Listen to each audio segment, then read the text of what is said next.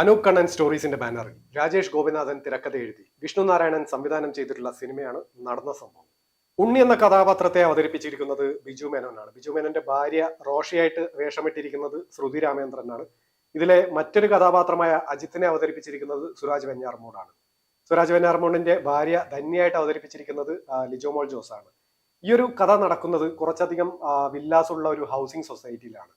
ഈ ഹൗസിംഗ് സൊസൈറ്റിയിലുള്ള മറ്റൊരു കഥാപാത്രമാണ് നമ്മുടെ സുധി കോപ്പ അവതരിപ്പിച്ചിരിക്കുന്ന ലിങ്കൻ എന്ന കഥാപാത്രം. ഇദ്ദേഹം ജോലി ചെയ്യുന്നത് ഒരു ഓൺലൈൻ മഞ്ഞപത്രത്തിലാണ്. അതുകൊണ്ട് തന്നെ മറ്റുള്ളവരുടെ കാര്യത്തിൽ ഒരല്പം കൗതുകം കൂടുതലാണ്. പരദൂഷണം പറയാ എന്നത് ഇദ്ദേഹത്തിന്റെ മറ്റൊരു വിനോദമാണ്. ഈ ഒരു സിനിമ ചർച്ച ചെയ്യുന്നത് ജെൻഡർ ഈക്വാലിറ്റിയും മോറൽ പോലീസിംഗും എന്ന വിഷയമാണ്. സംവിധായകൻ വിഷ്ണു നാരായണനും തിരക്കഥാകൃത്തുമായ രാജേഷ് ഗോപിനാഥനും നല്ലൊരു വിഷയത്തെ ആസ്പദമാക്കിയാണ് സിനിമ ചെയ്തിരിക്കുന്നത്. കാരണം ഈ ഒരു സിനിമ കണ്ടപ്പോൾ എനിക്ക് തോന്നിയിട്ടുള്ളത് ഇത് നമ്മളുടെ ഇടയിൽ നടക്കുന്ന ഒരു കഥയാണെന്നാണ്. കാരണം എനിക്ക് അത് അങ്ങനെ റിലേറ്റ് ചെയ്യാനാണ് പറ്റിയത്. പിന്നെ ഈ സിനിമയിലെ അജിത്ത് എന്ന കഥാപാത്രത്തെ കണ്ടപ്പോൾ എനിക്ക് 90കളിലെ അയലത്തെ അദ്ദേഹം അല്ലെങ്കിൽ മലയാള മന്ത്രം എന്ന സിനിമയിലെ ക്യാരക്ടേഴ്സ് പോലെ എനിക്ക് തോന്നിയിട്ടുണ്ട്.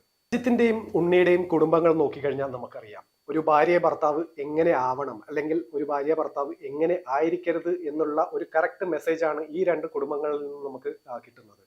രാജേഷ് ഗോപിനാഥൻ എന്ന തിരക്കഥാകൃത്ത് ഈ രണ്ട് കുടുംബങ്ങളും മറ്റുള്ള ക്യാരക്ടേഴ്സിന്റെയും ക്യാരക്ടറൈസേഷൻ പെർഫെക്റ്റ് ആയിട്ട് തന്നെ ചെയ്തിട്ടുണ്ട്. മനീഷ് മാധവൻ എന്ന സിനിമാറ്റോഗ്രാഫർ ഈ വില്ലക്കകത്തുള്ള പരിമിതമായ സ്ഥലത്ത് നിന്നുകൊണ്ട് തന്നെ വൃത്തിയായിട്ട് നല്ല വിഷ്വൽസ് ക്യാപ്ചർ ചെയ്യാൻ അദ്ദേഹത്തിന് സാധിച്ചിട്ടുണ്ട്.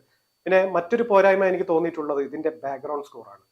എനിക്ക് തോന്നിയിട്ടുള്ളത് പല സ്ഥലത്തും സ്റ്റോക്ക് മ്യൂസിക്കുകളാണ് ഉപയോഗിച്ചിട്ടുള്ളത്. കാരണം സിറ്റുവേഷന് ആപ്റ്റ് ആവാത്ത രീതിയിലുള്ള ബാക്ക്ഗ്രൗണ്ടുകളാണ് പല സ്ഥലത്തും കേൾക്കാൻ സാധിക്കും. സിനിമ തുടങ്ങുന്നതിന് മുമ്പുള്ള നന്ദി പറച്ചിൽ, അതുപോലെ പ്രൊഡക്ഷൻ കമ്പനിയുടെ ലോഗോ റിവീൽ, അത് കഴിഞ്ഞിട്ടുള്ള ക്രൂസിന്റെ ക്രെഡിറ്റ്സ്, അതൊക്കെ ഒരുപാട് സമയമെടുത്തു. കാരണം ഏകദേശം എനിക്ക് തോന്നുന്നൊരു 7 മിനിറ്റോളം ഈ ഒരു പ്രോസസ്സിന് എടുത്തു. സിനിമയുടെ ഫസ്റ്റ് ഹാഫിനെ കുറിച്ച് പറയുകയാണെങ്കിൽ വളരെയധികം ലാഗ് ആയിരുന്നു. കാരണം ഫസ്റ്റ് ഹാഫിൽ ഓഡിയൻസിനെ ഹുക്ക് ചെയ്തിരുത്താൻ പറ്റുന്ന കോണ്ടന്റുകൾ വളരെയധികം കുറവായിരുന്നു. സ്ക്രിപ്റ്റിനെ കുറിച്ച് പറയുകയാണെങ്കിൽ സ്ക്രിപ്റ്റ് വളരെ അലസമായിട്ടായിരുന്നു ഫസ്റ്റ് ഹാഫ് പോയിക്കൊണ്ടിരുന്നത്.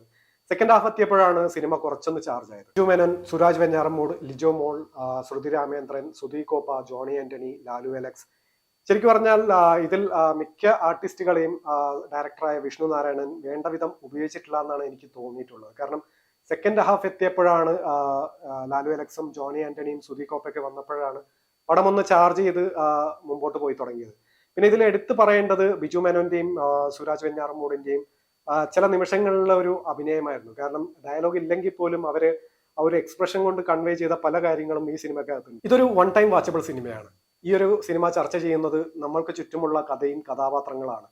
ടെക്നിക്കലി ഈ ഒരു സിനിമയിൽ ഒരുപാട് ഫ്ലോസ് ഉണ്ടായിരുന്നു. അതുകൊണ്ട് തന്നെ ഒരു പ്രേക്ഷകൻ എന്ന നിലയിൽ ഈ സിനിമ പൂർണ്ണമായിട്ടും എന്നെ തൃപ്തിപ്പെടുത്തിയിട്ടില്ല. പ്രേക്ഷകർ എന്ന് പറയുമ്പോൾ പലർക്കും പല അഭിപ്രായങ്ങളും പല കാഴ്ചപ്പാടുകളാണ്. അതുകൊണ്ട് തന്നെ നിങ്ങൾ ഈ സിനിമ കാണാതിരിക്കരുത്. തിയേറ്ററിൽ പോയി എന്തായാലും കാണണം. കണ്ടതിന് ശേഷം നിങ്ങളുടെ അഭിപ്രായം എന്തായാലും താഴെ കമന്റിൽ പറയണം. കൂടുതൽ സിനിമ അപ്ഡേറ്റുകൾക്കും സിനിമ വാർത്തകൾക്കും ഫോളോ ചെയ്യുക.